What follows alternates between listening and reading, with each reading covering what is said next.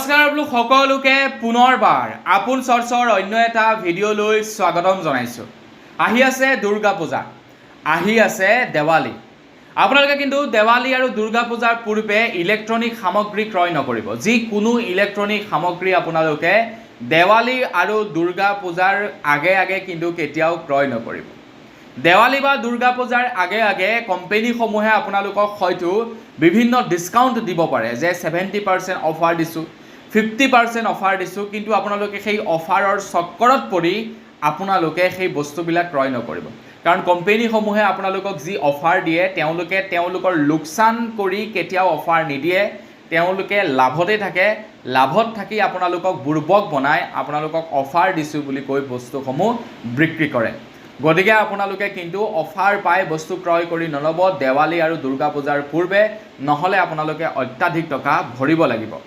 এতিয়া দেৱালী আৰু দুৰ্গা পূজাৰ আগত যদি আপোনালোকে বস্তু নিকিনে তেন্তে বস্তু কিনিব কেতিয়া? যদি মোবাইল, টিভি, ফ্ৰিজ, লেপটপ এই সামগ্ৰীসমূহ ক্ৰয় কৰিব লগা আছে দেৱালীৰ পাছত আপোনালোকে ক্ৰয় কৰিব। কিয় বাৰু জানেনে? কিয়নো দেৱালীৰ পাছত আমাৰ ভাৰতবৰ্ষত লাগু হ'ব নতুন GST স্লেব। নতুন GST স্লেব লাগি যোৱাৰ লগে লগে আমাৰ ভাৰতবৰ্ষত যিমানবিলাক নেকি ইলেক্ট্ৰনিক আইটেম বিক্ৰী হৈ আছে সেই ইলেক্ট্ৰনিক আইটেমসমূহত মাত্ৰ 5% GST আৰোপ কৰা হ'ব।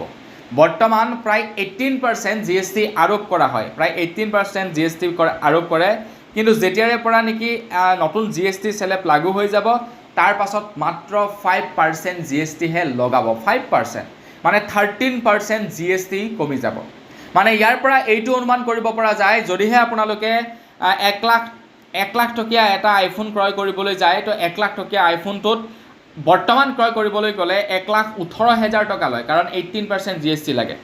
কিন্তু আপোনালোকে যদি দেৱালী আৰু দুৰ্গা পূজাৰ পাছত ক্ৰয় কৰে তেনেহ'লে সেই 1 লাখ টকীয়া আইফোনটো আপোনালোকে লাভ কৰিব মাত্ৰ 1,05,000 টকাত, কিয়নো তাতে মাত্ৰ 5% হে GST আৰোপ কৰিব কেন্দ্ৰ চৰকাৰে।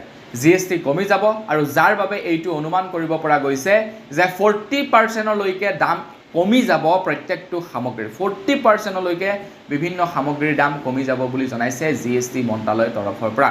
তো সেইকাৰণে কৈছোঁ যে আপোনালোকে দেৱালী আৰু দুৰ্গা পূজাৰ পূৰ্বে বস্তু ক্ৰয় নকৰিব। দেৱালী আৰু দুৰ্গা পূজাটো পাৰ হ'বলৈ দিয়ক, তাৰ পাছত আপোনালোকৰ আহিব বিভিন্ন সুবিধা, অফাৰ, তেতিয়া ক্ৰয় কৰিব। এতিয়া কোম্পানীবিলাকে আপোনালোকক অফাৰ এই কাৰণেই দিব কাৰণ তেওঁলোকৰ যিবিলাক পুৰণা ষ্টক আছে, যিবিলাক নেকি GSTৰ আণ্ডাৰত মেনুফেকচাৰ কৰিছিলে সেইবিলাকত বেছি কষ্ট পৰি গৈছে, দাম পৰি গৈছে। তো তেওঁলোকে সেই আইটেমসমূহ কি কৰিব, এতিয়া ষ্টক খালী কৰিবলৈ চাব, আৰু যাৰ কাৰণে আপোনালোকক কি কৰিব, তেওঁলোকে আপোনাৰ বিভিন্ন অফাৰ দিব, বিভিন্ন অফাৰৰ সুবিধা দিব। কিন্তু সেই অফাৰবিলাকত লোকচান তেওঁলোকৰ এটকাও নহয়, লোকচান বৰঞ্চ আপোনাৰহে হ'ব, কিয়নো তেওঁলোকে মেনুপুলেট কৰি আপোনালোকক মানে অফাৰ দিছোঁ বুলি কৈ অফাৰসমূহ নিদিয়ে। এইটো কিন্তু মনত ৰাখিব। তো বন্ধু বান্ধৱীসকল, ভিডিঅ'টো অকণমান শ্বেয়াৰ কৰি দিয়ক যাতে সকলোৱে ইনফৰমেশ্যনটো জানিব পাৰে। যদি কোনোবাই কিবা ল'ম বুলি ভাবিছে তেওঁলোকো যাতে অকণমান সতৰ্কিত হয়। তো আজিৰ ভিডিঅ'ত জনাবলগীয়া সৰু এটা ইনফৰমেশ্যন ইমানে আছিলে। খবৰটো জানি কেনে পালে কমেণ্ট ছেকশ্যনত জনাব। যদি ভাল লাগিলে লাইক এটা কৰিব, চেনেল যদি ছাবস্ক্ৰাইব কৰে ছাবস্ক্ৰাইবটো কৰি ল'ব। পুনৰ এটা ভিডিঅ'ত লগ কৰাৰ সৈতে বিদায় মাগিছোঁ। ধন্যবাদ। জয় অসম।